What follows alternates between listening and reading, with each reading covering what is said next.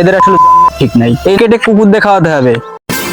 যে না আগে ভিডিওটা একটু দেখে যান। খানকে বেলা নবী মোহাম্মদ তোর মায়ের যদি খানকে বেলা নবী মোহাম্মদ তোর মা আমিনের যদি তোর মাই আছে না মা ফাতমার যদি তোর বউ আছে না মা আইসা ওই খানকের যদি তোদের মা ফাতমা মুসলমান জাতির নবী হলাম আমি। আশহাদু লা ইলাহা ইল্লাল্লাহ আশহাদু আন্না বিজা ইয়া রাসূলুল্লাহ। তো আমি হলাম তোদের নবী। প্রথমে বলছি আপনাদের কাছে একটাই অনুরোধ, ভিডিওটি বেশি বেশি শেয়ার করে দিন। 95% মুসলিম কান্ট্রিতে থেকে এই নাস্তিকের বাচ্চা কেমনে আমাদের মহানবী সাল্লাল্লাহু আলাইহি ওয়াসাল্লাম আর আয়েশা রাদিয়াল্লাহু তাআলা নিয়ে কটূক্তি কথা বলে, কেমনে সাহস পাইছে। আপনাদের কাছে একটাই অনুরোধ আবারও করছি, ভিডিওটি বেশি বেশি শেয়ার করে দেন, মুসলিম ভাই বোনদের মাঝে ছড়িয়ে দেন। বাংলাদেশ একটি ইসলামী রাষ্ট্র, যেখানে 95% ইসলামী মানুষ। আমাদের ইসলাম ধর্ম হচ্ছে শান্তির ধর্ম, আমরা কোনো ধর্মকে ছোট করে বা মিন করে কথা বলি না। এই নাস্তিকের বাচ্চাগুলো আমাদেরকে বারবার বুঝিয়ে দেয় যে এদের আসলে ঠিক নাই। এই নাস্তিকের বাচ্চার খোঁজ বের করেন সবাই, দ্রুত খোঁজ বের করে এমন বিচার করেন জানি ইতিহাস সাক্ষী হয়ে যায়।